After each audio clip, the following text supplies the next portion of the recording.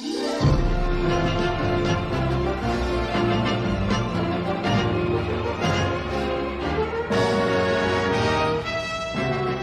everyone, and welcome back to Animation Pilgrimage, the show where Sean and I take a look at every single theatrically released animated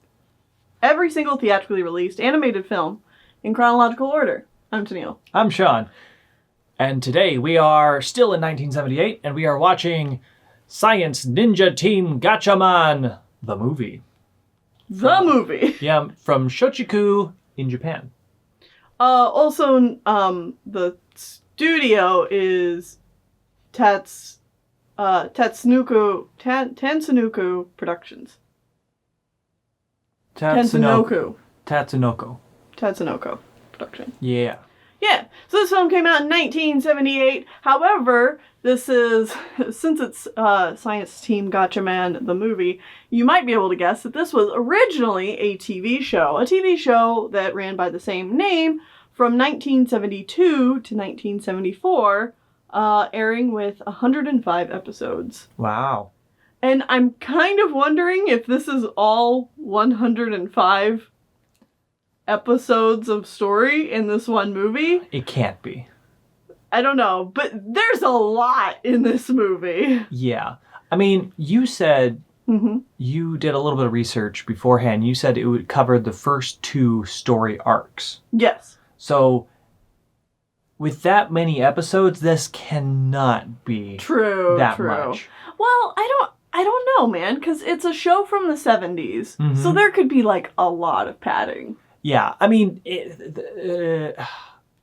I could be wrong, but this feels like a show that would have a monster of the week. Right, Like, every episode they just fight a thing, and then every now and again they go off and do some important plot, and this movie is just the important plot stuff.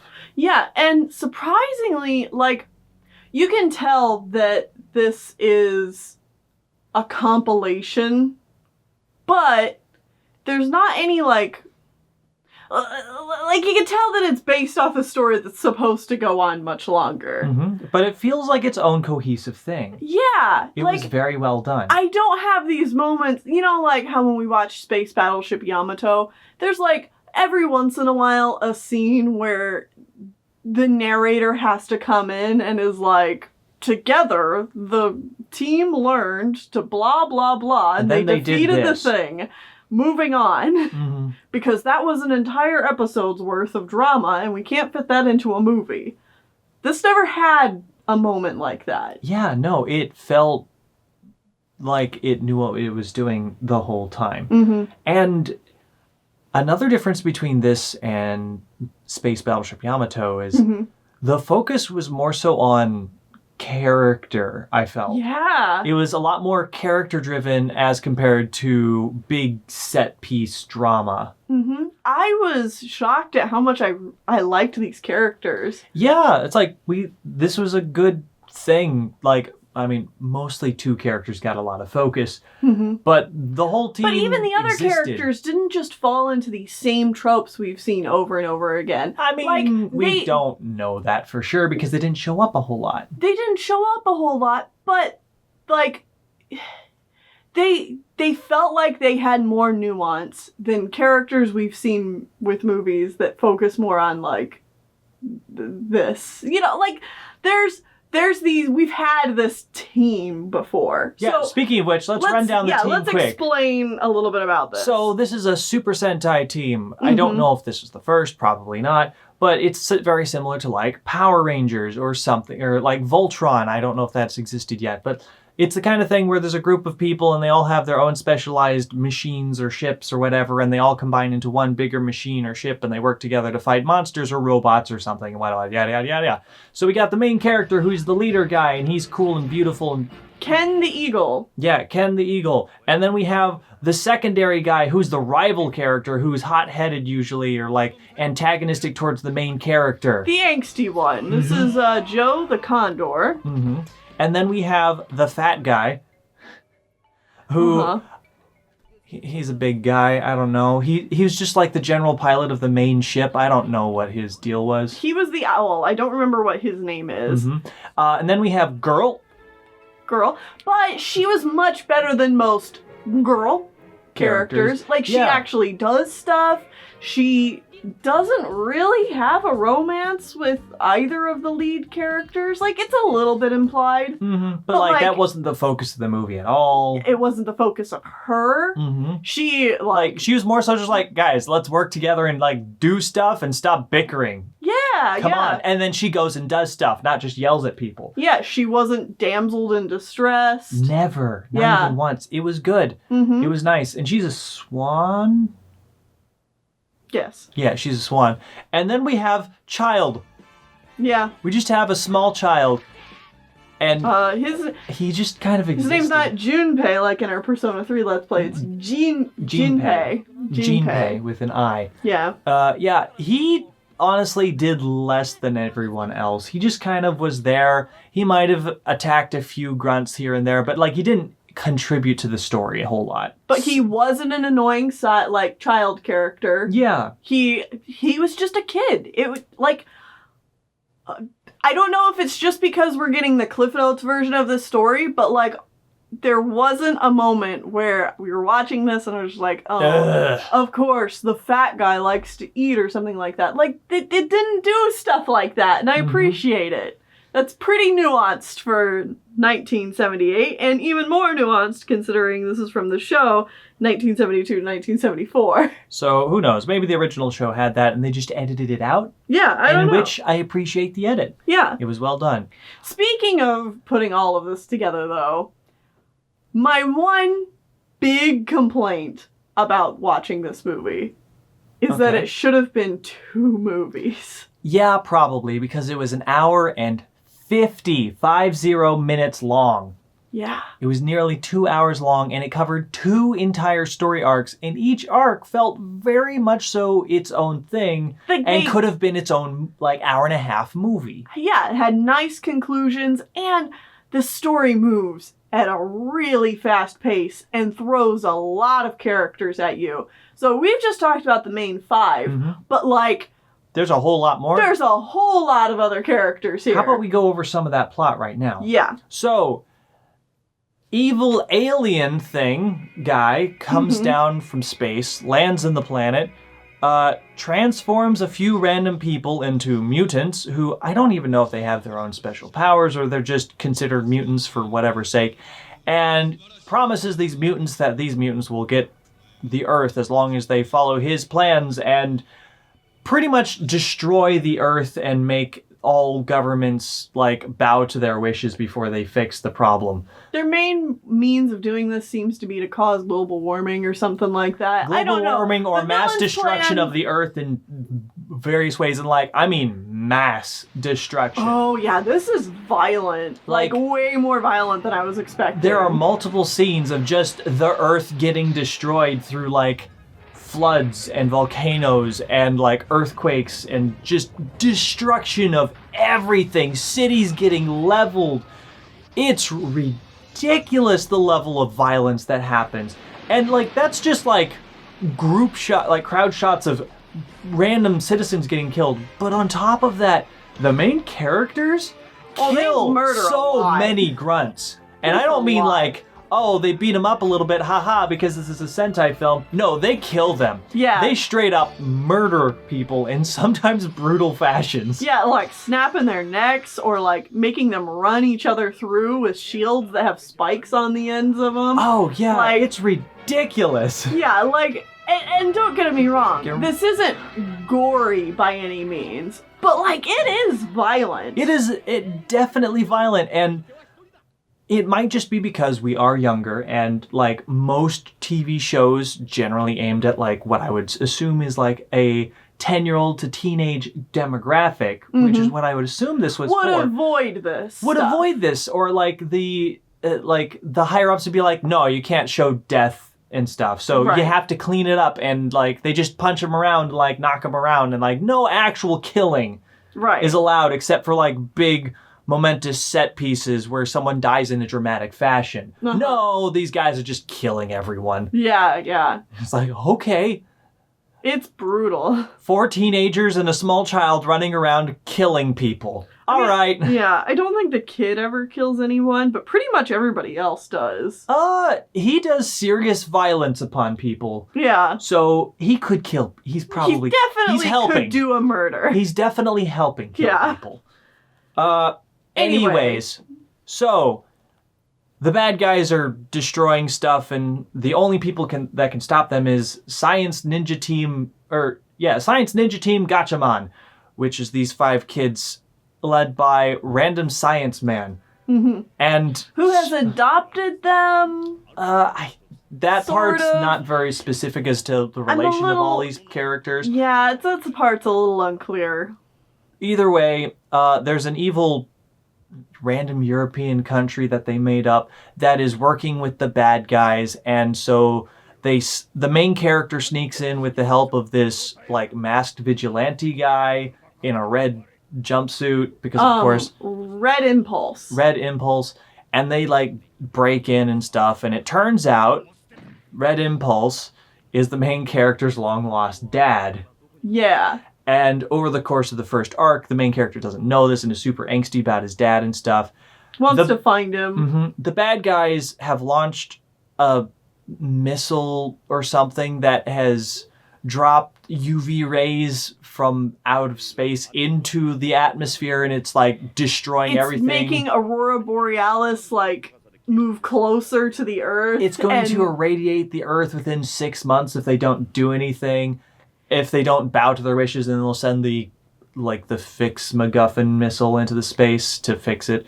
The science is both a little heavy and complete nonsense. Yeah, it's like they're taking concepts that were popular in like presumably the early 70s and then just taking it to like, I don't know what this does anymore. Right. And it's like, okay, cool.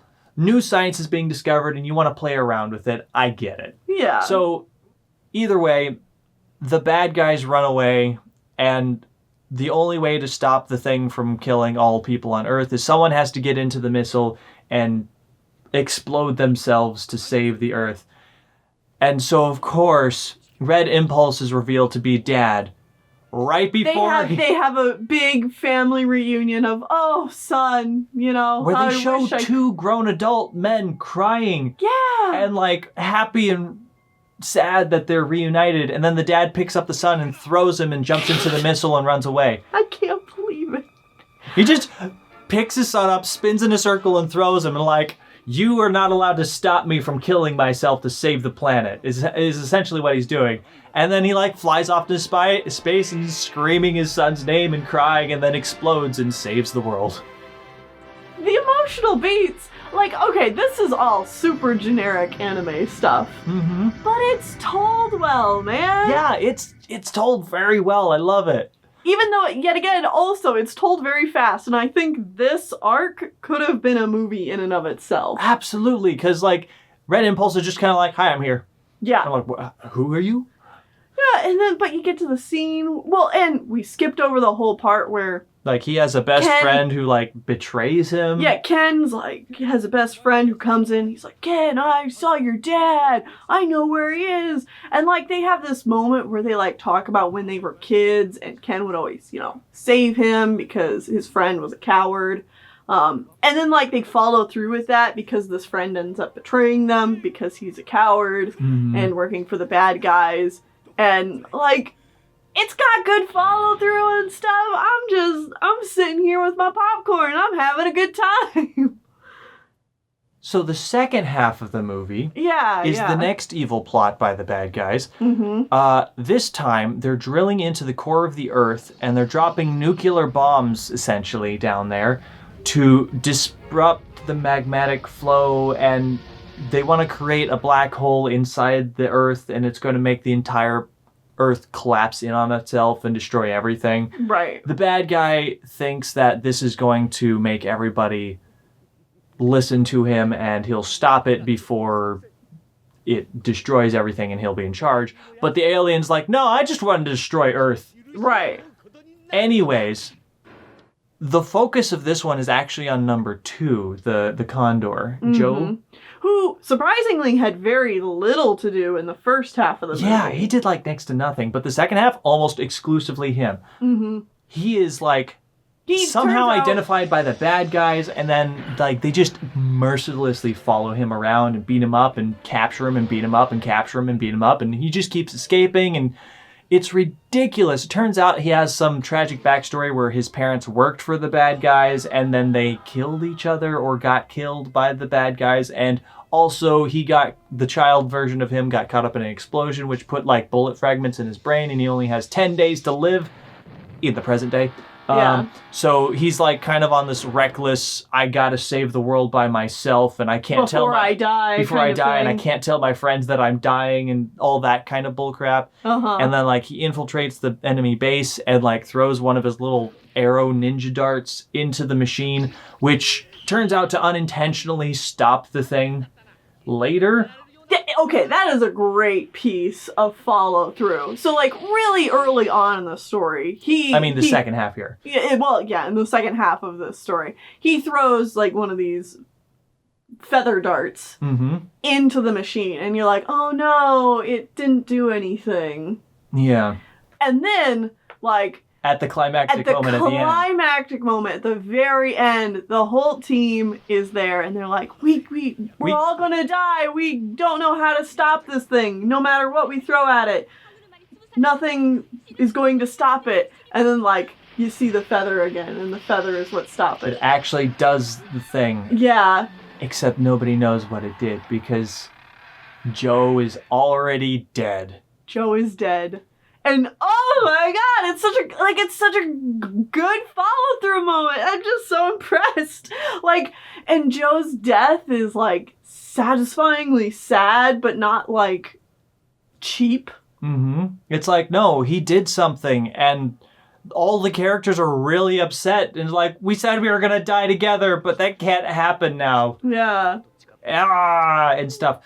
That being said, we don't actually see Joe die, so who knows, maybe in later seasons he came back and it was like, oh, it was a fake out death, but like they picked up the item that he was holding when he died and it's like presumed to death. So if he died, it was very well done. If he doesn't die, then yeah, I mean, that's a common fake out type of thing that happens in these stories, but like, it's well done. Yeah, either way, it's well executed. And even if they ended up bringing the character back, like, I don't think that cheapens that moment. No, I would say not. Because, like, all of those characters really, truly thought he was dead.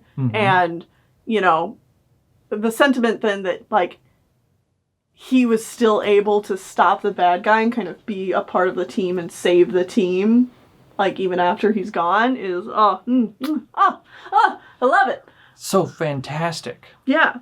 And I also have to say that this is obviously a TV show. You know, it has a TV show budget, but I really like the art direction of this series. It's got this great line art quality to it. I love the unpolished roughness of the lines. And especially at the beginning, I'm guessing there's probably a little bit more budget given to the first few episodes of the story. There's these just like really harsh line shadows put on things. And it's like seeing what Filmation could be, you know? Because it's very much that same kind of style as a lot of Filmation shows. But like it's just got that extra polish and the extra edge. I really, really like it. It's good. It's good stuff. Something that's not as good is our main villain character. So not the big bad alien, but the henchman under the alien. The mutant guy. Yeah. He is 100% coded to be gay. Yeah. He is very flamboyant. He wears lipstick. He's very manly otherwise. His lips are luscious. Yeah. He's also just effeminate. He is definitely coded to be gay, and also coded in a way of he is definitely a bad guy that needs to be destroyed and eradicated. And we don't see any other kind of representation. It just is this He's not sympathetic at all, No. and in the end he ends up committing suicide. He commits suicide because his god has left him, essentially. Because the alien just leaves the planet at the end. He's like, this didn't work, whatever, I'm done, bye. Yeah. And so the bad guy just jumps into the center of the earth and kills himself. Yeah. It's like, wow, this was In poor taste. Yeah, which is kind of sad because, like, I think he's an enjoyable villain to watch, but it's also really uncomfortable. Because you know why they did this. Because yeah, exactly. It's the early 70s. This is when, like, homophobia is really starting to ramp up and become a big issue and well known. So it's like, oh, they're just doing that, and it's not cool. It's not cool. Yeah. Other than that, I really enjoyed this movie. I think it was a lot of fun. There was, like, the gratuitous amounts of random violence I was not expecting, but it was still very enjoyable nonetheless. It's like, I'm not against people dying in movies and stuff. No. It's just I was not expecting it because I was expecting like a Saturday morning cartoon Sentai film, and like, that's not exactly what we got. Yeah, we ended up getting quite a bit more than that. This was a good time. I would highly recommend this one. Yeah, honestly, even if you've not seen the show, check out the movie and then maybe check out the show afterwards, because like this gives you the cliff notes of what, if it's something you might enjoy. Yeah, I would be definitely interested to see another movie from this franchise, or to see more of this in the future. I don't know. I just really enjoyed this for what it was. Something that I find really interesting is each of the characters has their own special ship that all combines into one big ship. Right. This never comes up in the movie. No. Ever. No. Like, there's one point where they're all but, like, the main guy are, like, flying the ship, and they're like, we can't use our stuff because, like, the main character isn't here, and so the whole ship isn't complete. We can't use our super skills. And, like, that's the only time that it comes up. Other than that, the ships are a non-issue, or, like, a non-thing in the movie, which is so weird for something like this, because it's usually, like, a huge reliance upon them. It's like, no, most of the time they're just running around kicking ass on foot. Right. And I kind of enjoy that. Yeah. Though it would have been nice to see them using their ships in some cool way other than, like, the opening scene. Yeah. But hey, I'm sure in the show they use the ships on like a more regular basis. A couple of other notes. This was directed by Hisayaki Toriumi. The English name for this show was Eagle Riders. Yeah, I can see that because they all have the weird bird motif, but are also ninjas. And they fly ships. Yeah. So Eagle Riders. And new animation was done specifically for the film, which also makes sense. I could not pick out those moments without giving another rewatch, I'm sure. Like, I definitely didn't notice any drastic change in quality while watching it. Yeah. And usually I pick up on that pretty quickly. I mean, if anything, it might have been some of the early shots of the movie where you see a giant kaiju robot destroying stuff, and like the shot composition is very well done. True. And like effects are good there. But like it's only a slight step above everything else in the movie, so who knows. I also want to say thank you to Yuko Kagami for finding this movie for us. Thank you so much. This was amazing, and I am very happy to have watched this. Yes. Just a general reminder, if anybody else wants to try to find movies for us, be sure to look down in our list below. Yeah. We only go so far ahead. Yeah, we're only a few years ahead, but like this gives you guys a chance to just look through a small chunk there. If you see anything that's listed in blue or even in yellow, sometimes I have something listed like there's no English copy or something. If you guys could find that and send it to us, we don't do torrenting. We don't do torrenting or anything like that. But if you can find the movie and like send it to us some other way, we would be happy to take a look at it and watch it. Yeah. Because hey, we want to watch all the movies. Specifically animated films. Yes. Because that's what we do, is animated films. Only animated films that were released to theaters. Yes. And we're going must be on our list. Yeah, they're on our list. We're going in chronological order.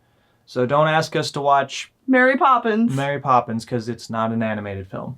Yes. There's only one scene in that movie that is animated, so therefore we don't do it.